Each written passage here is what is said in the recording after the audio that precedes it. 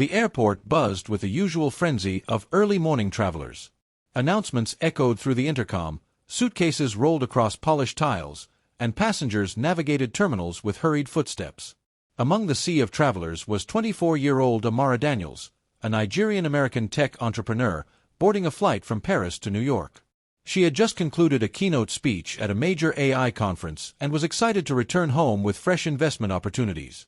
Her heart was light, her vision was clear, and her future was brighter than ever, until one unexpected encounter threatened to derail everything. Before we continue, hit that subscribe button, turn on your notification bell to get notified for more, share to friends. Where are you watching from? Please tell us in the comments. We love seeing how far our story goes. Amara stood in the boarding queue, passport in hand, dressed in a simple black blazer and jeans. Despite her understated appearance, she exuded confidence, the kind that didn't need validation. As she reached the gate, a stern-looking flight attendant named Claire intercepted her. Claire's icy demeanor stood out sharply from the courteous professionalism Amara was used to. "Passport and boarding pass," Claire snapped.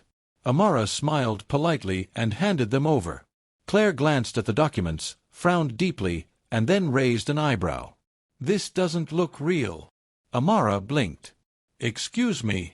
"I said, this passport doesn't look legitimate," Claire repeated louder, drawing glances from nearby passengers. Amara's jaw tightened.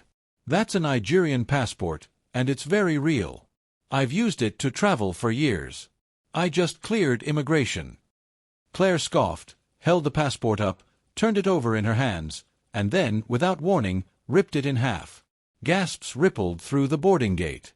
The thick silence that followed was louder than any words. Amara stood frozen. Her eyes widened. What did you just do?" "You people think you can fake your way onto international flights," Claire said coldly. "Not on my watch." "You people," Amara repeated, now trembling with both rage and disbelief. "Do you have any idea what you've just done? That was an official government document. You just destroyed my passport." Claire didn't flinch. "You can explain it to security." But the twist came sooner than anyone expected. From the corner of the gate area, another voice sliced through the tension. "What in the world is going on here?" Everyone turned. It was the airline's regional manager, Mr. Lionel Grant, a tall, composed black man in a crisp navy suit. He had been called for a routine inspection and had just arrived on the scene. The murmurs from passengers had drawn his attention straight to Gate 16. Amara pointed, trembling. "That flight attendant just tore up my passport and accused me of fraud." Lionel's eyes moved sharply to Claire, whose face was now slowly draining of color. "Is this true?" he asked, his tone measured but firm. Claire straightened. The passport looked suspicious. "I followed protocol." "Protocol?" Lionel repeated. "What protocol involves destroying a passenger's legal identification? Are you a trained immigration officer now?" Claire stammered. I was just doing what I thought was right." Lionel stepped closer. "You racially profiled this woman, publicly humiliated her, and vandalized a sovereign document. That is not just doing your job. That is misconduct, and it ends now." A small cheer erupted from a nearby couple watching the drama unfold. "I need your badge and uniform," Lionel said coolly. "You're done." Claire's lips parted. "Wait, what?" "You're fired. On the spot. HR will contact you for a formal exit process. Leave the premises." Security arrived just as Claire tried to protest again, but it was too late. Her own actions had written her downfall in bold letters. As Claire was escorted away, Amara, still shaken, turned to Lionel. "Thank you. I didn't know what was going to happen." Lionel nodded, his expression softening. "You didn't deserve any of that. I'm deeply sorry. We will report this incident to both immigration authorities and our headquarters. Also, a new passport liaison has been arranged, and a priority escort will get you onto the next flight." The crowd around the gate clapped in support. But the twist wasn't over yet. Hours later, the airline released a public apology. What they didn't know was that Amara wasn't just any passenger. She was the CEO of Acoratech, a growing multinational tech firm now backed by major investors, including aviation and travel platforms.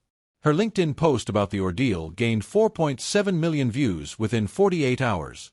The fallout was swift. Stock prices dipped, partners demanded accountability, and sponsors pulled out of future collaborations with the airline until reforms were guaranteed. 3 days later, the airline's director of international operations, Claire's direct supervisor, was removed from her position for failure to implement anti-discrimination training. And Amara. She used the incident to launch a global campaign called We Belong Too, advocating for equal treatment of travelers, especially black women and people of color, in international travel. The campaign received endorsements from public figures, diplomats, and thousands of travelers who shared their own stories. But the heart of this story is not just about revenge or justice, it's about awareness. Moral lesson. We often forget that behind every document, every face, and every name at an airport gate, there is a human being. A dreamer. A daughter. A leader. Racial bias can manifest in the smallest of acts, an assumption, a glance, a word, and yet, its consequences can shatter more than just paper. They can damage dignity, break trust, and scar entire systems. The world is watching. And the world is learning. So next time, before you act from bias, pause. Reflect. Choose respect. Because justice doesn't always roar.